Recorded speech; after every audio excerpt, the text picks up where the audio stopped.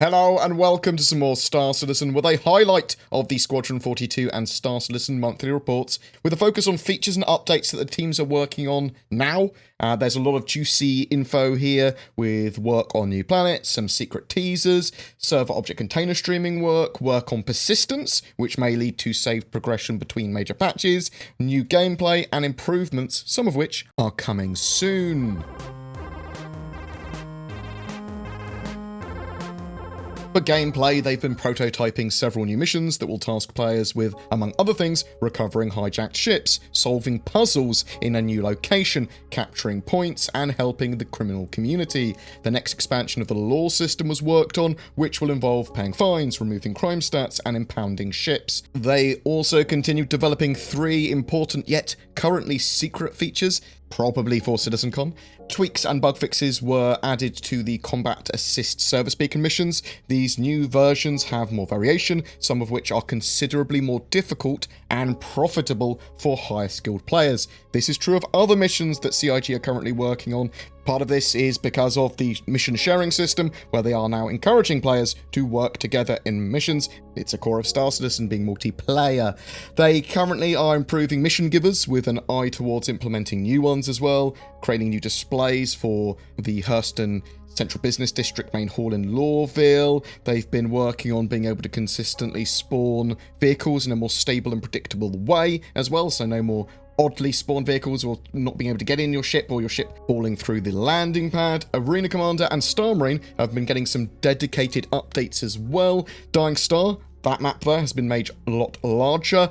Pirate Swarm now has 10 waves, new enemies, and a hammerhead as a boss, and should be significantly more difficult, or at least challenging across varying skills of players. Ongoing integration of the team service will now allow the development of new lobby features in Arena Commander and Star Marine as well. This service provides the concept of squads, allowing players to communicate with their teammates outside of the game environment. This will also enable chat and voice servers inside those game modes too. They continue to work on space encounters with a focus on layering the AI and pilot profiles to make scenarios feel more realistic. Melee combat, it has been improved and now features combos and melee weapons, while staggers and knockdowns based on the force of a weapon hit have been added, so a pistol will have less effect than a shotgun at point blank. When it comes to staggering your character, obviously a shotgun at long range might not have so much of an effect. They're also working out how to show these effects on characters' bodies now. They finalised takedowns with both sort of weapons, so knives, and entirely unarmed. They also have completed animations for 2 new human enemy types and worked on a new weapon for an existing enemy type. There's been a new polish process for characters that they're starting to use. We should see better looking NPCs in game. Obviously this is going to be much more focused at Squadron 42, getting like everything looking beautiful as possible. They've started implementing the new hair pipeline that's starting to come together.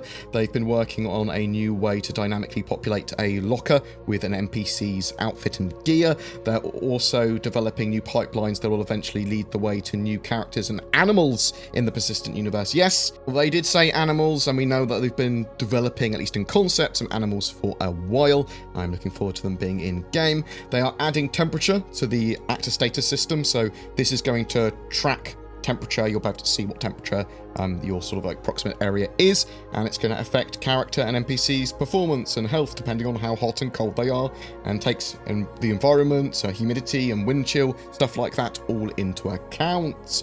Environment-wise, full production has started on Microtech, working on the landscape there. It's frozen flora, snow-covered forests, fields filled with ice boulders, frozen oceans and mountaintops with extreme weather conditions. There has been significant improvements to gas cloud setup, and they've made a raindrop shader, or at least improvements to that. This leads me to believe that they are thinking about weather and potentially reasonably close to getting it in-game in some degree. Maybe not a full dynamic weather system, but maybe some more scripted faker weather, or areas that are going to have more environmental type effects. New Babbage is moving out of Greybox and into the final art phase. The layout is locked in, and the exteriors and interiors are close to the finished standard, with the spaceport, interior domes, habs, and vast exterior cityscape They all require a huge amount of assets in the new high-tech art style as well, which they are building out. And this is new Babbage version 1. They are going to be opening up more areas in version 2 a little bit later. They're currently winding down testing for the Planet Tech version 4, which is scheduled for completion in October. This should see improvements to various visual aspects and sort of like the procedural generation as well, I believe, and like lots and lots of fixes to problems for planets and moons. A new feature was added to color-distant terrain based on surface-level trees and vegetation, which should ensure forests and fields and other things don't just pop in and just appear when flying towards a planet. Very, very important there. Work's also begun on a currently unannounced location that will be revealed in the coming months. I'm expecting it to be something for CitizenCon, potentially a new star system like Pyro, some new planets, stuff like that there. Ships! So the Bounty Defender is currently awaiting an all-new UI, which will be added in the future. You can see it in the Persistent Universe in the PTU at the moment. That Bounty Defender's sort of UI, it's not the new one that they want though. They have finalized the Rsi Mantis, though it's still needs polishing. The gameplay the ship brings is unique. It's been seen flying around in the PTU by devs. Obviously, only devs can use it at the moment, but it should be added there soon. They mentioned they are working on a very important upcoming ship. The Grey Box Pass is nearing completion for it, and they've already gone into the final art pass alongside material work for some of the areas of it. My assumption that it's probably the Anvil Carrack or a new Anvil straight-to-flyable ship for CitizenCon. Work also began on the first large quantum drive that they're going to have in-game, as well as this sort of like way that quantum drive is going to work visually. They've also started finishing off and working on some of the existing hangar flare, trying to tackle all of that, going over some of the older stuff, getting it up to date. Server-side object container streaming and persistence stuff. So work and integration for server object container streaming and persistence has been done. They are getting elements and systems ready to support those systems in full in-game. A major overhaul of all missions for server-side object container streaming also began. They are developing new services for progression, persistence, inventory, and ledger systems. The goal is to provide a true progression layer independent of object state persistence, allowing players to keep their progress, ownership records, and currency across patches. Additionally, a reputation system is being worked on with similar goals to persist affinity and antagonism between a player and game objects. Some of those new services are the Shard ID Broker. This is a small service that tracks allocation of Shard IDs to game servers and is a supporting system of longer-term plans for a persistent state within the game. A new Solar System data service was also added, which is used to track certain items and devices across the entire game universe. The first use is the new interdiction mechanic, though eventually many other features will use it. We know that CIG are probably able to push for partial persistence in the not too distant future. The idea here would be saving Alpha UEC and Alpha UEC purchases that we make between patches, and I hope that is something that might actually be in Alpha 3.8. It certainly looks possible with all the work they've been doing on that. Also, it looks like they are trying to support a new solar system with some of these services as well. There is a good amount of AI updates as well, obviously incredibly important, getting the AI in a good position. For FPS AI, they've been improving the initial experience when players encounter NPCs, tuning first reactions to something viewable in a player's peripheral vision, and making the first pass on low reaction behavior, which represents NPCs' reactions to something that isn't potentially particularly dangerous. For example, if they hear a cup being thrown. In these cases, the team wants the player to be able to draw the attention of an enemy to then, get behind them, take them down by surprise, that sort of stuff. There's going to be sneaky mechanics as well, and the sneak system is going to have a small level of forgiveness, so NPCs aren't like hawks, but it's not going to be sort of like Metal Gear Solid, where the genome soldiers can't see you even if you're in front of them.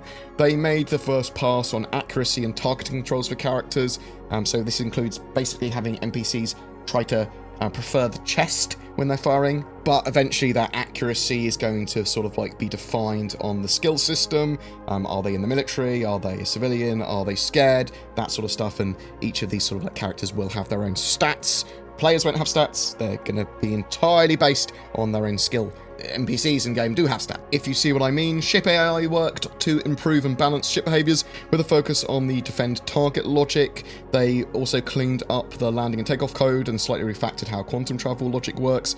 This also included simplifying the 3D pathing code. Now, this involves moving a lot of processing logic into jobs that execute small calculations while ships fly around the universe. This allows them to extend the movement system to support patchable plans that can resume the pathing calculations when needed.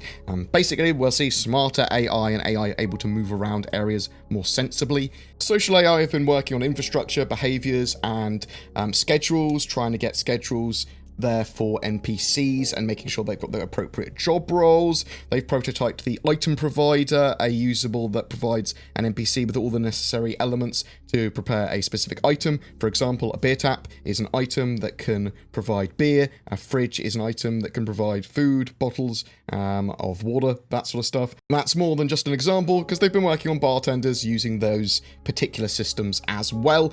There was much fixing of bugs and making systems more robust and stable. Also, optimization work has gone into general character navigation, so they understand how to move between multiple connected meshes and however those meshes are connected, because obviously ships are going to be moving around in game and docking and landing and things like that.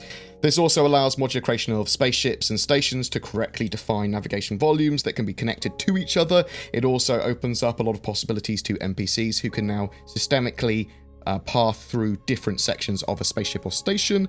With Squadron 42, more focused work, I suppose. There's been a complex scene that they finished of a ship navigating between a station and a Bengal carrier. They've got nearly 50 scenes to a good standard during Q3. They're aiming to complete another 50 for Q4. They've also begun work with design to prototype what happens if players interrupt a scene or approach them from an unexpected direction. They are also creating new characters, and on the alien species featured in Squadron 42, there's been a new military helmet visor and Moby glass UIs created that are going to be making their way into Squadron 42. They're currently creating some signage and posters to add a retro-futuristic feel to some of the new environments in game.